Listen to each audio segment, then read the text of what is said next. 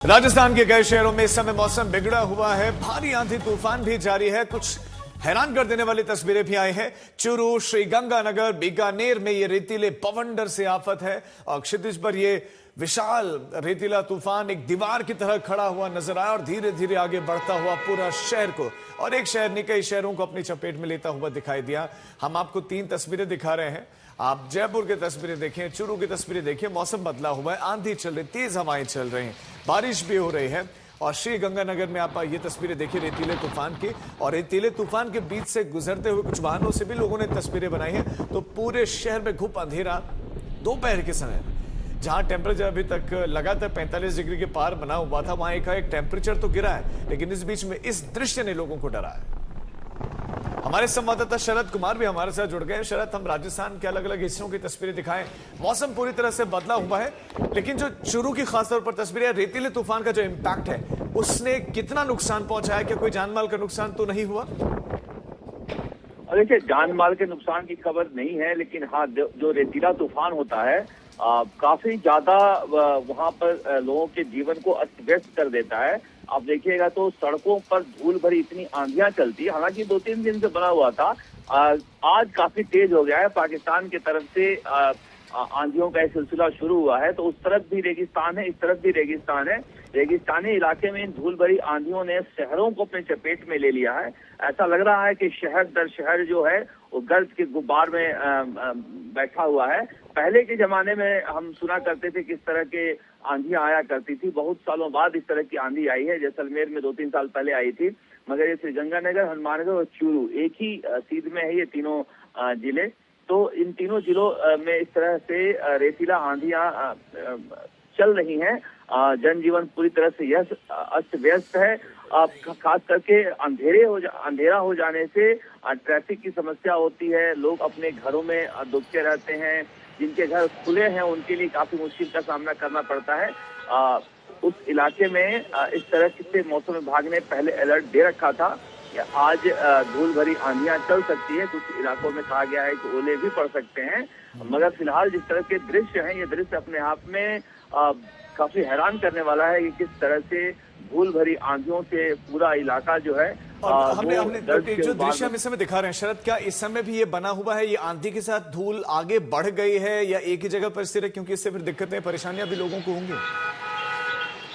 देखिए, ये आगे बढ़ती जा रही है। मैं आपसे कहा राजीव कि ये पाकिस्तान की तरफ से आई है और पाकिस्तान की तरफ से श्रीगंगानगर बॉर्डर से शुरू हुई है। श्रीगंगानगर बॉर्डर से हनुमानगढ़ की तरफ, हनुमानगढ़ से चूरू की तरफ आई है। तो ये आगे बढ़ते हुए आई है, लेकिन जैसे जैसे धीरे धीरे आगे बढ़ती है तो ये आंधियों का जो स्पीड होती है वो कमजोर हो जाती है।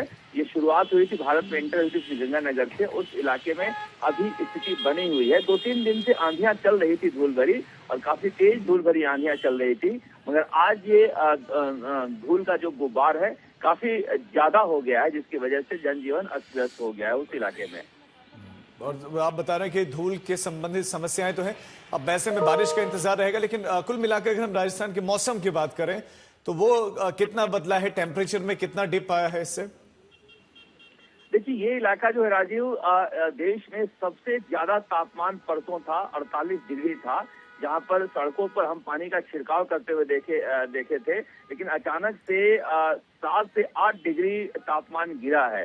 तो मौसम के लिहाज से तो लोगों को राहत मिली है, मगर ये जो धूल भरी आंधियां हैं दूभर कर देती है। जीना कहीं आ जा नहीं सकते हैं, कहीं बैठ के रेस्टोरेंट में, होटल में खा नहीं सकते हैं।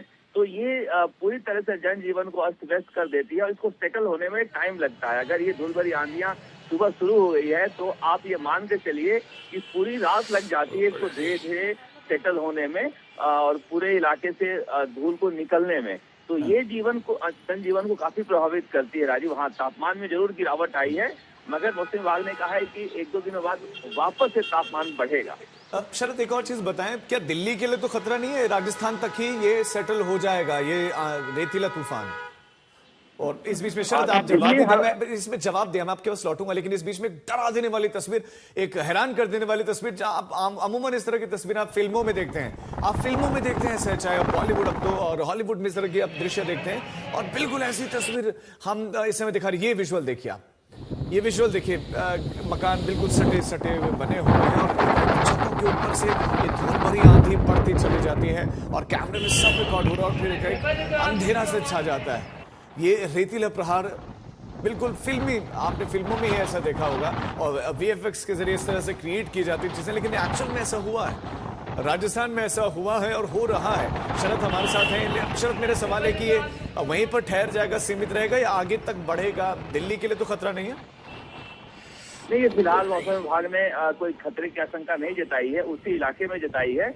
और ये रेतीला तूफान है, चूंकि धूल उस इलाके में है राजीव, और पाकिस्तान के इलाके में पूरा इलाका रेतीला है जहां पर मरुस्थल है।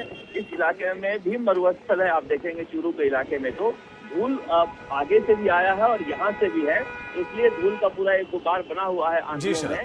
मगर जैसे जैसे सेटल आगे की तरफ बढ़ेगा, ये सेटल होगा। दिल्ली के लिए फिलहाल कोई खतरा ऐसा नहीं है राजीव। बहुत शुक्रिया शरद आपका इस तमाम जानकारी के लिए।